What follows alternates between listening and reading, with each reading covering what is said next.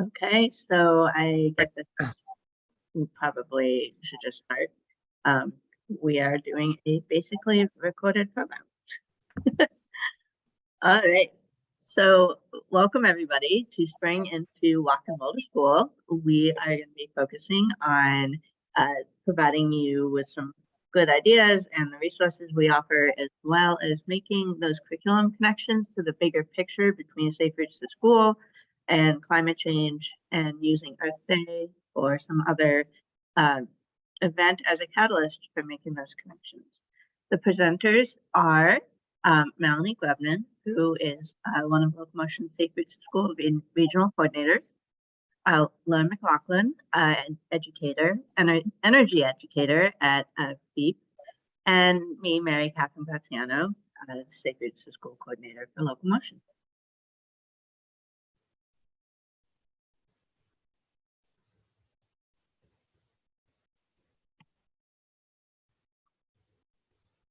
So the agenda today is we're first gonna talk about connecting walk and roll events to climate change and Earth Day. And then Laura's going to talk about specific curriculum connections and examples from the programming that BEEP does. And then I will be talking about tips and resources for running a spring event that Locomotion offers. And at the end, if we have anybody with questions, we will have that piece available to people. Okay. So for some housekeeping, if you want closed captioning to be set up, there's a button right there at the bottom to read along. If you have any questions, you can do a Q&A or ask us questions in the chat. All right, I'm going to hand this off to Melanie, who will take on the curriculum connections component. Hi, I'm Melanie. Thanks for everybody that's queuing in to hear about using walk and bike programs and relating them to Earth Day and the important topic of climate activism. So why make curriculum connections? Of course, with Safe Routes to Schools, some Safe Routes to Schools programs are just action-oriented, walk and bike to school. Some parades have gone on in communities. There's programs that happen like Bike Smart in the gym class.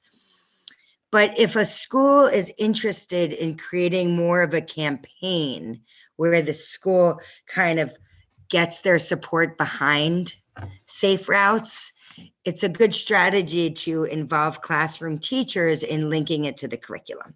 And so I'm here to give you some examples of that.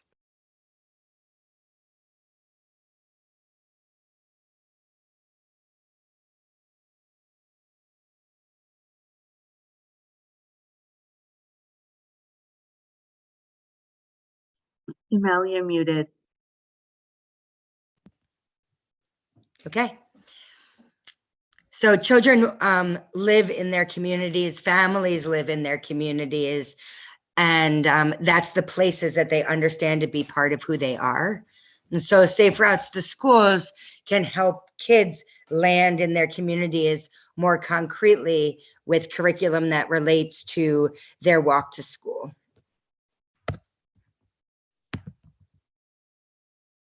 Still learning how to, there it is. Walking and biking to school empowers youth to affect climate change. And we're going to go into that a little more about research that has been happening about the importance of climate change activism to today's youth.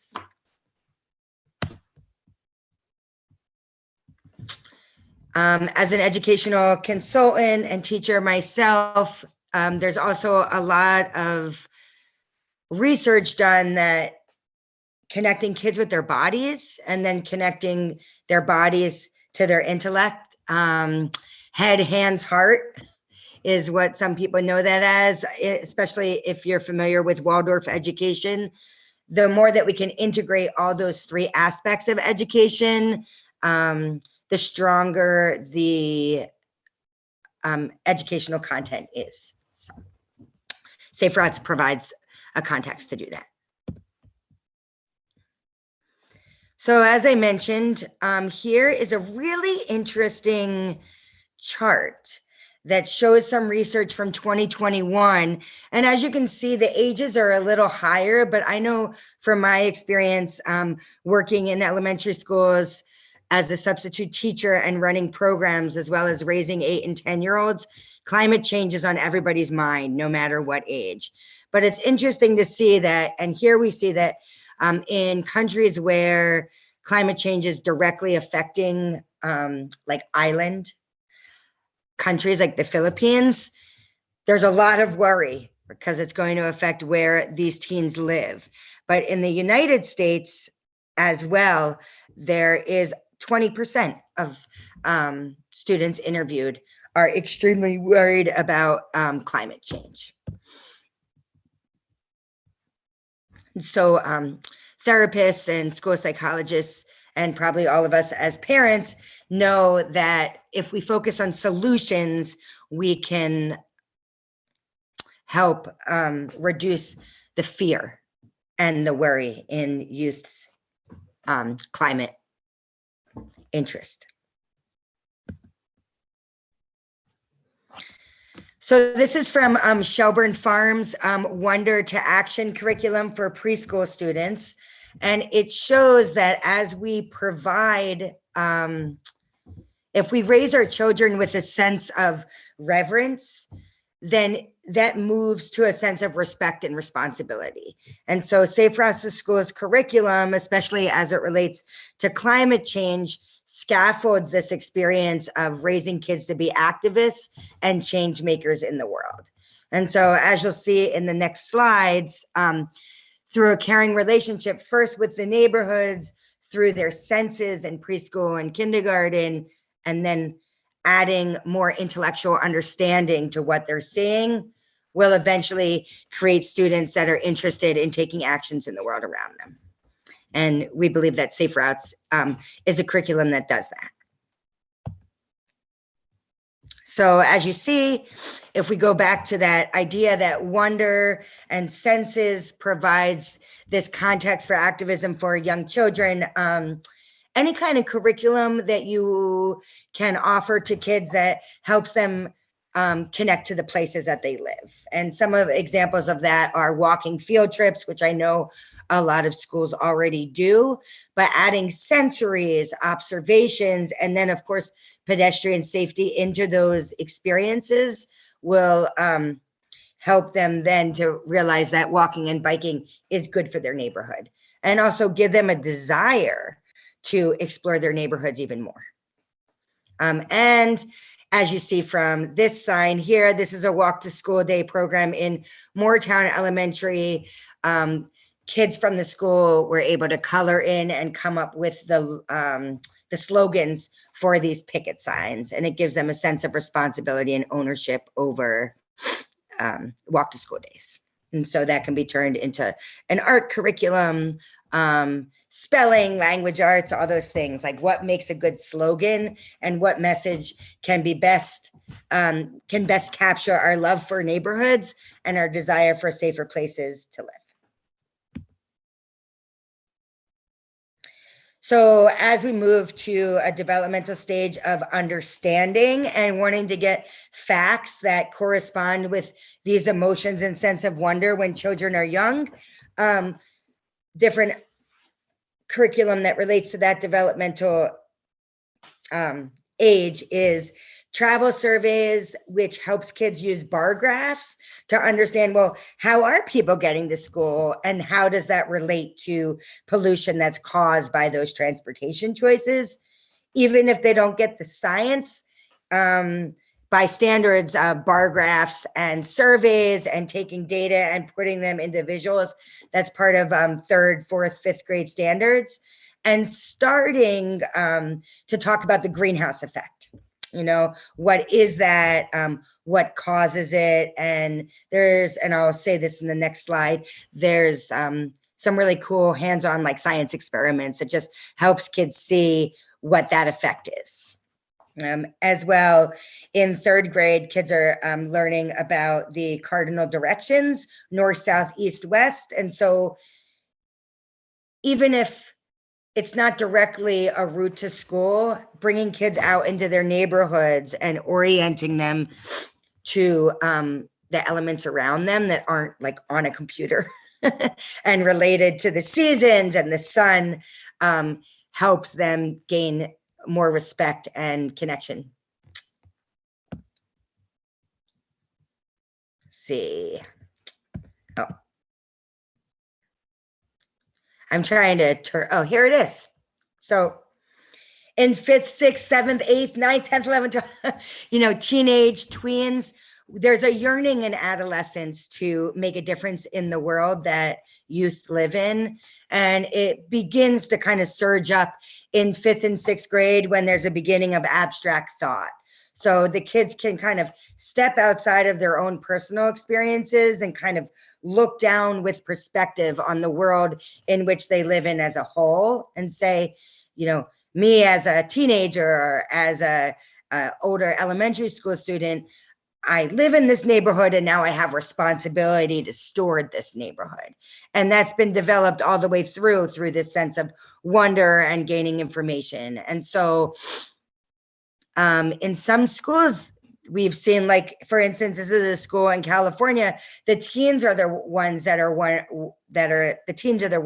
running walk to school day events. And the curriculum is not just about the science of why that's important, but helping them understand the process of public speaking, of planning an event, of advertising, of talking to the city planning, of inviting people to attend. And that's going to be a lifelong skills that they can use in any kind of work that they do. And also helps them develop a sense of efficacy and pride and leadership in their own schools. So these are just a few examples of curriculum connections. And if you're watching this in a, as a saved presentation, you should be able to click on each of the names of the curriculum and it will link you to the lesson plan. And so just to highlight them, these all came from Oakland in California. These are curriculum that I helped to write when I was working in California, and they're directly related to the last few slides developmentally. Walking Makes Sense, a neighborhood walk. You can read about how that curriculum connects kids with their neighborhoods through paying attention to their senses and then playing a game with them like a scavenger hunt. And so kids love games when they're younger, it helps them relate to their bodies when they're using their senses and reporting back. And the lesson plan itself has direct a link to the standards if that's important to you when you're teaching. 3rd and 4th grade, that is specifically a lesson plan teaching kids how to do surveys and how to relate that to bar graphs, and then how to use what they see on the graphs to come up with possible solutions to why kids might not walk or bike to school. And then the last one is a science class that sets kids up, as you can see from the picture, with making greenhouses in a bottle and simulating global warming, and then seeing how they can be part of the solution. So with that, I'm going to pass it on to Laura, who is a special educator specifically with issues of climate change and energy conservation.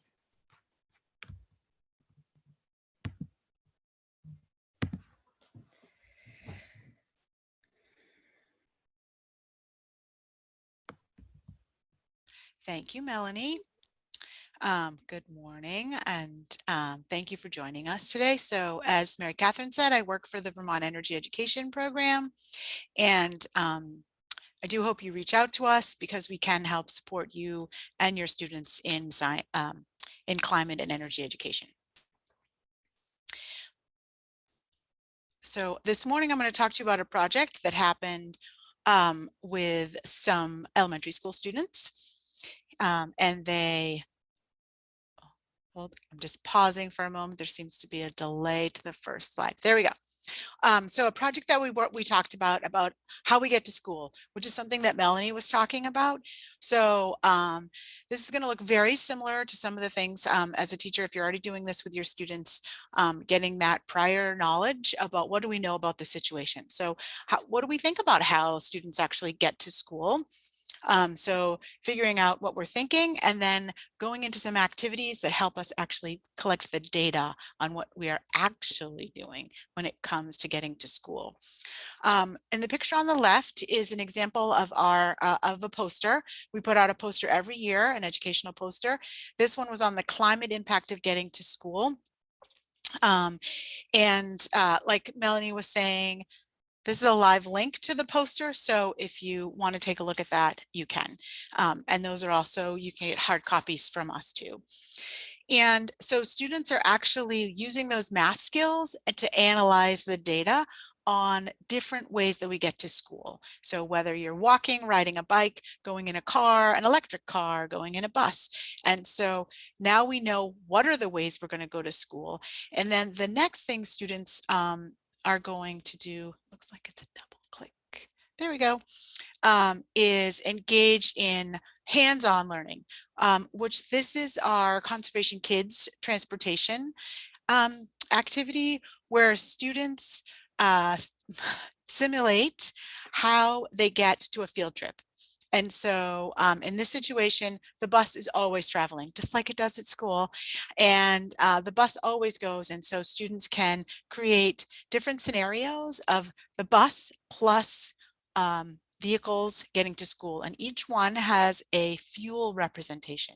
So for instance, in this one, the bus uses 4 units of fuel and the cars use 1. And we create a data chart. And so in this one, this is 3 different scenarios that the students engaged, and they can look at how much fuel was needed in the different scenarios of getting to this field trip location. And so now students can have concrete data to help them understand the amount of fuel that's being used. So this is something that our kindergartners can latch onto, and we can look at it as you go up the grades in schools. You can tackle it in lots of different ways. But this is a very simple way so the students can look at this data and they can make claims about how the ways we get to school and the amount of energy that's being used. And I just, on the bottom corner on some of these slides, I've just jotted down some of the standards that specifically align with these lessons. Now we go back to that chart and think about what did we learn, and that's going to help us decide what do we do next. So we've sort of created a scenario where we give students some knowledge, and then they're going to decide what we should do with that knowledge in their school. So one of the things that this group of students decided to do is actually engage in a travel survey. So students got to school early and observed how their friends got to school. They also observed how their teachers got to school also. So it was not just, it was the whole school community. So again, upon collecting this information, they are going to engage in an engineering task of like finding a solution of what is a different way for us to get to school. But again, the students are doing this using data that they collected and they're the ones who are sort of driving the initiative, and they're engaged, and also students can move mountains. I've seen it, and they do it. So it's your job as teachers to sort of like put this sort of menu of options in front of them, and then honestly, they'll run away. They'll run with it. So this is one of the students' data collection. So they took the data in that chart, and then they actually, this is aligned with the VEEP poster, looking at how did sort of our school compare to the way students can get to school. And now again, this bar graph enables them to make decisions. And what do we want to shift? And you can look right at this and probably guess where the students wanted to do. Their next, this allows them to think, where do we want, how do we want to get ourselves to school? So for these students, they actually created a PSA using these key points to get students to start coming to school in a different way. So this is an example of them reporting out their data and then again, reaching out to their school community to help shift the behavior. Oh, I just went ahead too far. So I don't know, Jessica, I'll give you control, Jessica, and you can go back a second. This going into this next thing, this is actually also an activity that these students engaged in. And that is another tool that you can get through Veep. But again, there's a great opportunity, just like Melanie said, to align curriculum and learning with Safe Routes to School. And nothing impacts a child or an adult more than learning that is meaningful. Why am I making a bar graph? Why am I writing a PSA? Well, if I'm writing a PSA because it's going to make my earth a safer place for all of us, then I'm on board. And we as teachers, and Melanie and myself can actually help you to create these opportunities for students. So I will now turn it over to, I think it goes back to you, Mary Catherine.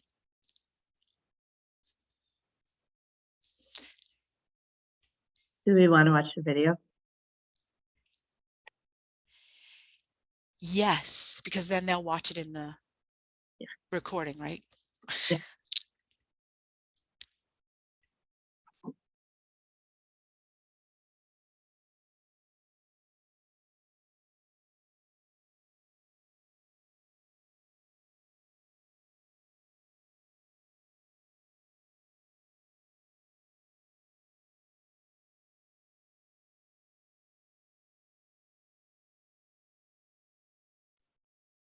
Mary Catherine, there's no sound. Yeah, no. Right now this is just music. Anyway, but this activity is very cool because kids do the data collection and examine the differences between, you can see the child in the background, the school board, the different emission types. I'm sad that we do not hear the audio because at the very end the teacher says, what did we learn from the data? And I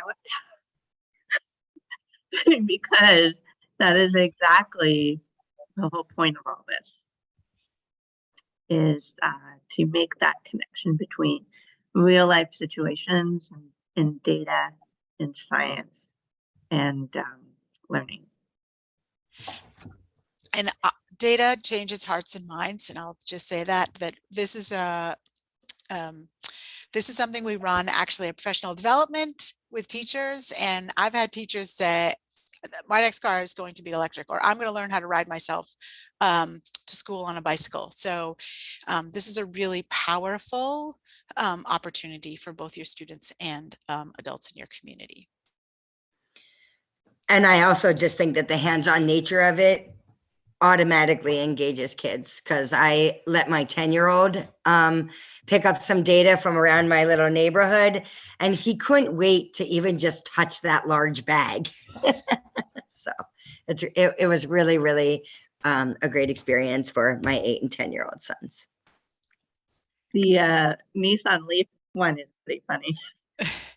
It's very funny.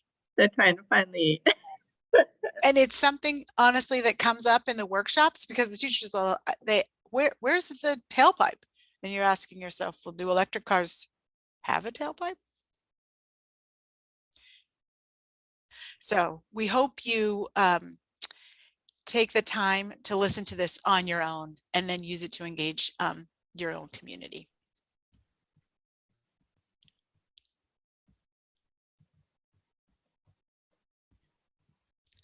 Mary Catherine, you're muted. They're just, right now they're asking, is the car on? Is it on? Is it doing anything? What's happening? Is it on? Because, they can't see any emissions coming out of it. And the students have great faces. Yeah. Yeah. And the link to this video will be on the presentation as well. And it's just great to hear the teacher explaining, helping them sort of think through this whole aspect of the difficulty collecting data in this exact situation. So, Yeah, Erica does a great job modeling how the teachers can engage the students. Yeah, absolutely.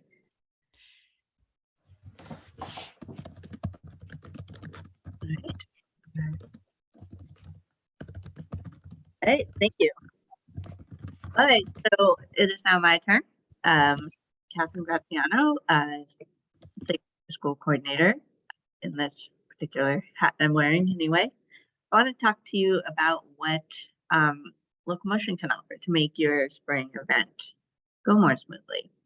So we offer resources to help you organize folks. So we have parent send home letters, volunteer letters, we have posters, we can help you find ideas that work from other schools. So one school uses their sign to let folks know. Other schools use the Walk and Roll to School banner.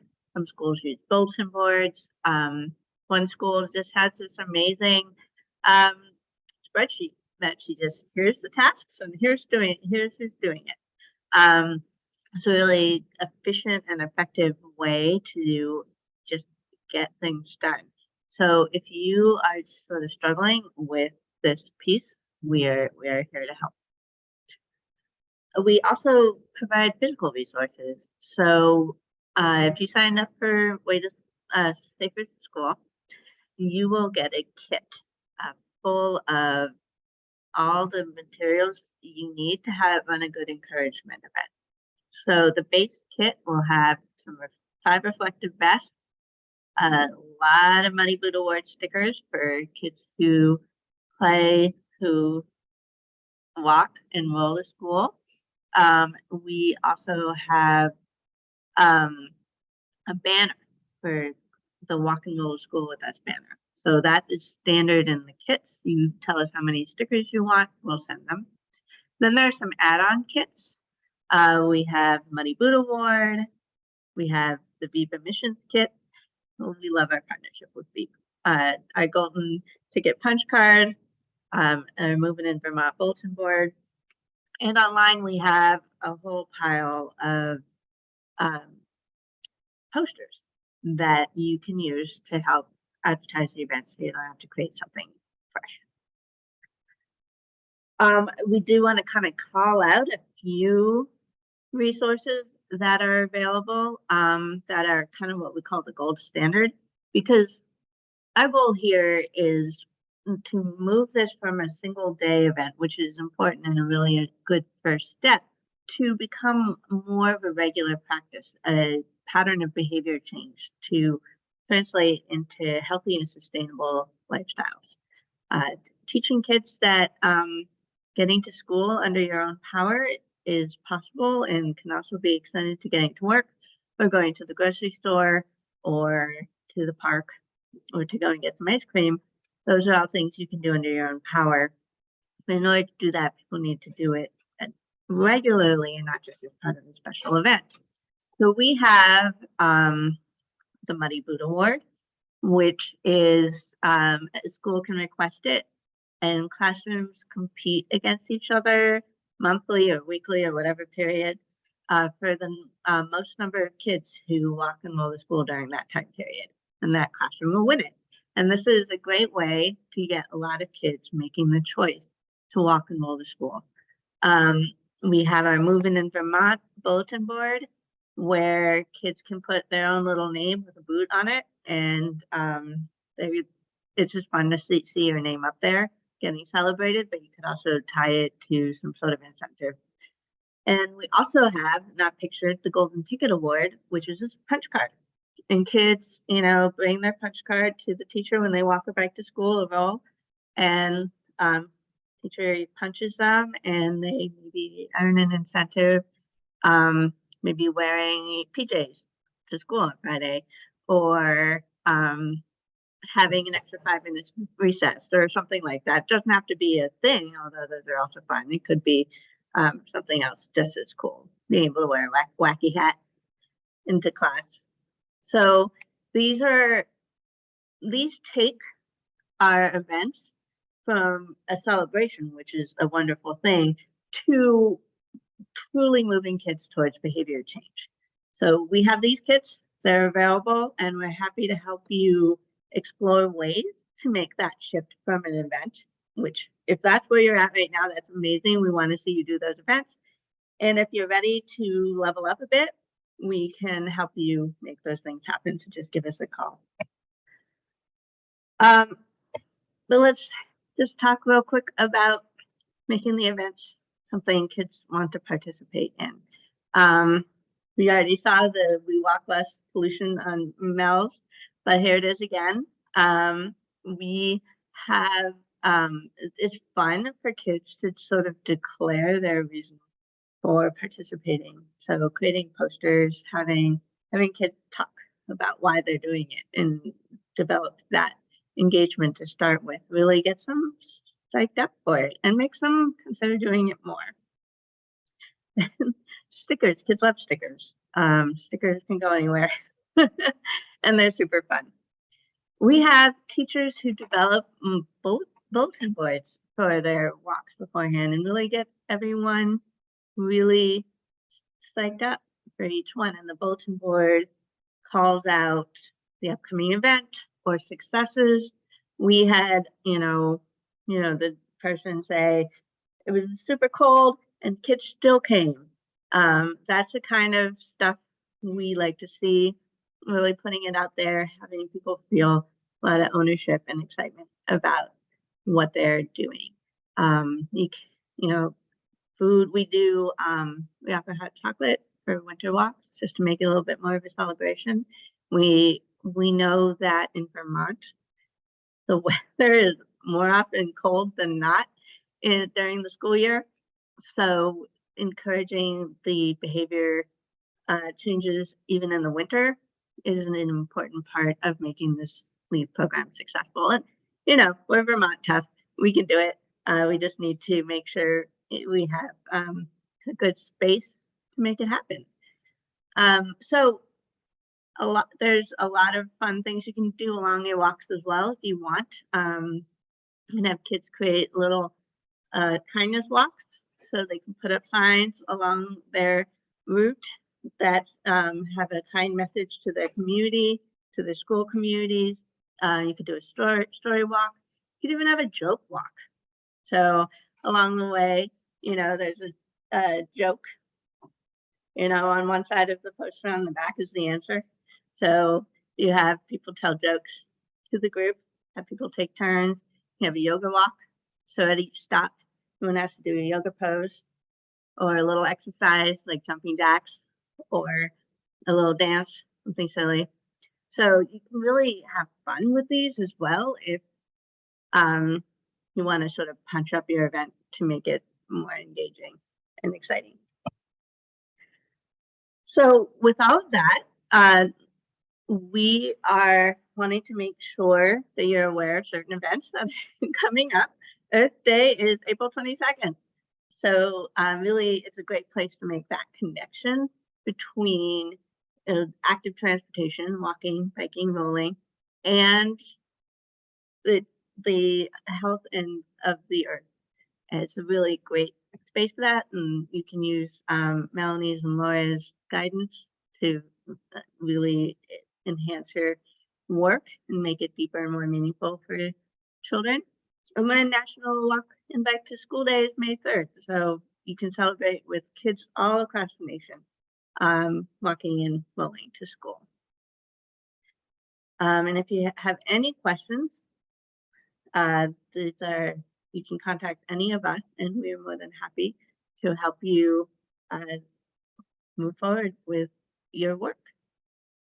So does anyone have any questions? And here's some more resources that we really